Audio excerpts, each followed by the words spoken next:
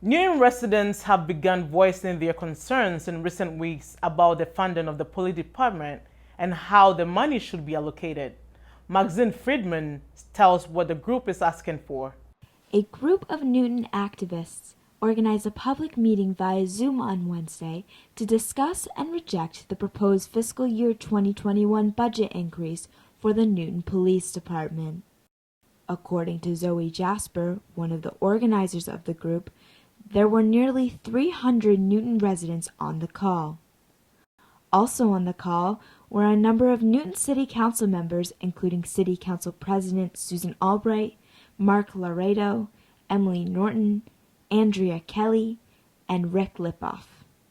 Susan Albright said in an interview the day after the meeting that it, quote, helped her crystallize my opinions. The movement, however, isn't new. The death of George Floyd, among countless others, and the myriad of conversations surrounding police misconduct has sparked public outrage. Due to these recent instances, Americans all over have protested, just like the Newton residents did June 4th on Washington Street. Not only have Americans become more vocal about the issue at hand, but they have also become inherently more concerned about how much of their money is being allotted to law enforcement. I think like a lot of Newton residents, I had never looked at our budget.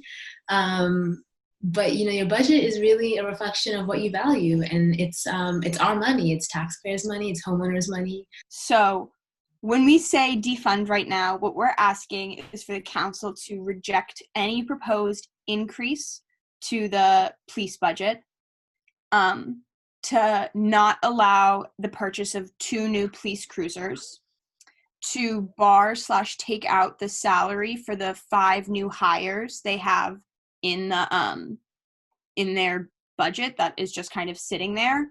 We want them to defund the budget by at least 10% and then develop a plan for reallocating resources to community solutions, which we also want to demand that mental health, addiction, and social services jobs and funds are transferred out of the police department's jurisdiction and into human/health services and education.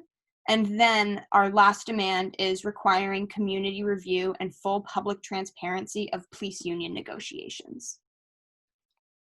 About 1 week ago, one member of the group and Newton resident, Dale Lavelle, started a petition to Mayor Fuller on Change.org calling for the police budget to be reissued to other services within the community. The petition now has over 1,700 signatures and counting.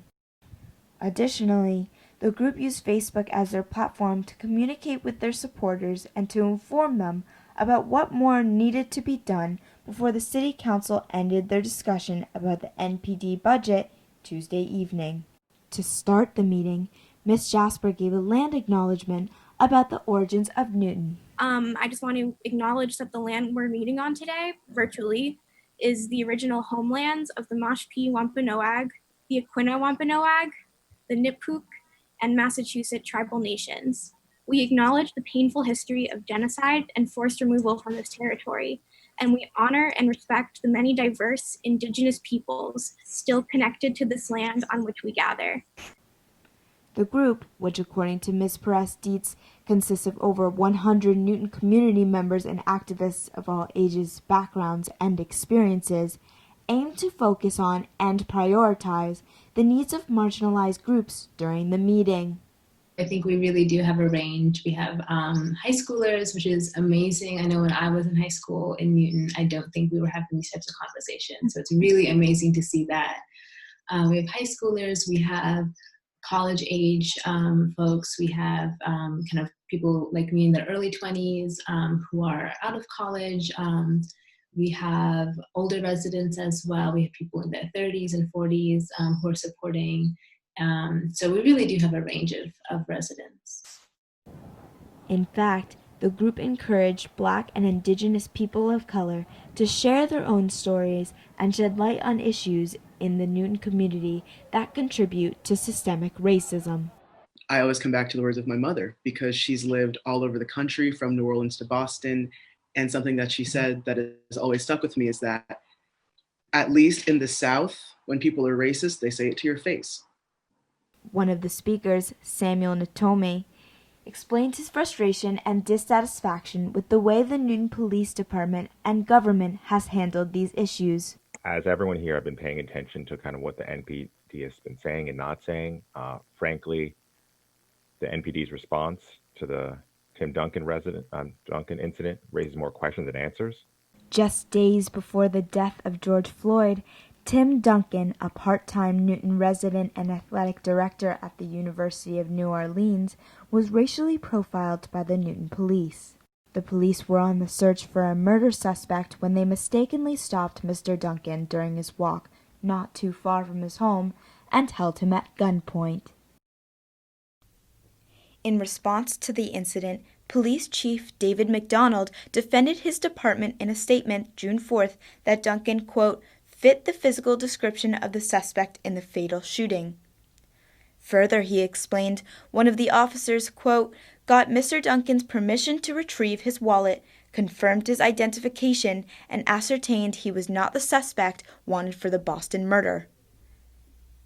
The officers were said to have apologized for the oversight before Duncan was on his way.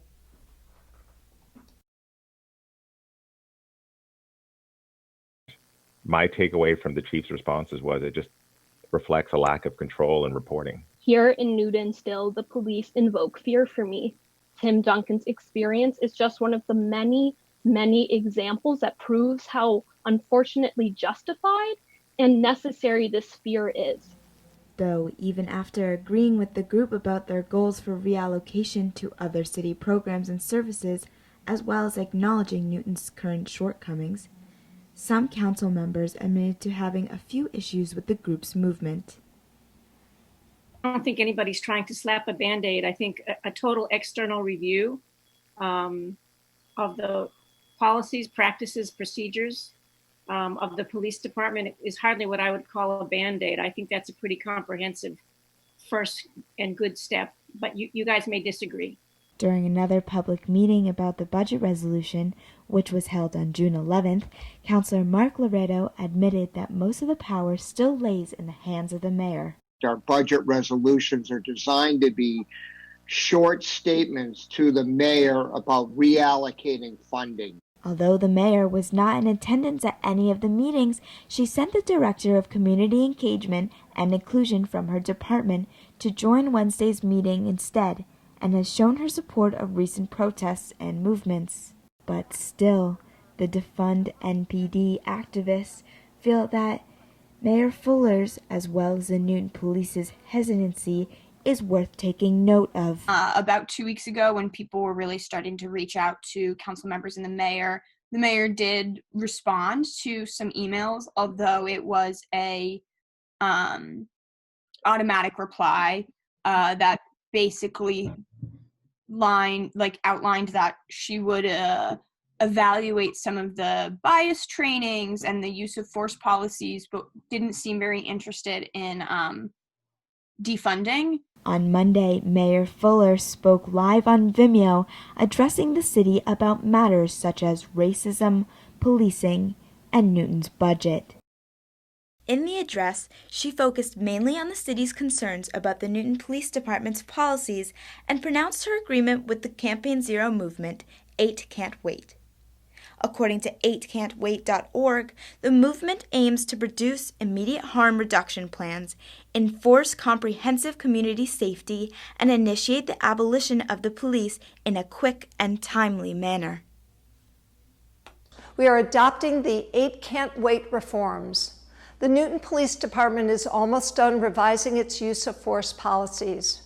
Effective Wednesday, NPD officially bans chokeholds and requires officers to intervene in instances of excessive force. After not only announcing the formation of an independent Newton Police Reform Task Force, Mayor Fuller also spoke about the demands of the Defund NPD movement. I am revising the fiscal year 2021 budget I have proposed to the City Council. I will move $200,000 from the police cruiser replacement line item in the police budget to the mayor's office. These funds will allow the Newton Police Reform Task Force to have the option of hiring a facilitator or a consultant to further their work. But Defund NPD was still unsatisfied with her response. I was encouraged to hear that she believes that our changes need to go farther than just reforms.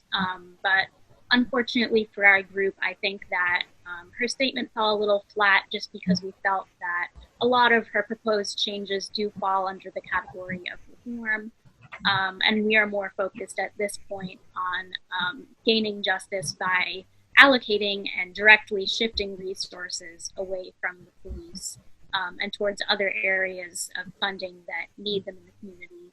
And while we definitely appreciate and agree that there's a lot of internal work to be done on implicit biases and the way that we view our neighbors in Newton, internal work is not going to be enough, and real system change, when it comes down to it, is going to have to involve reallocating funds to really change the power dynamic of the systems that we're dealing with.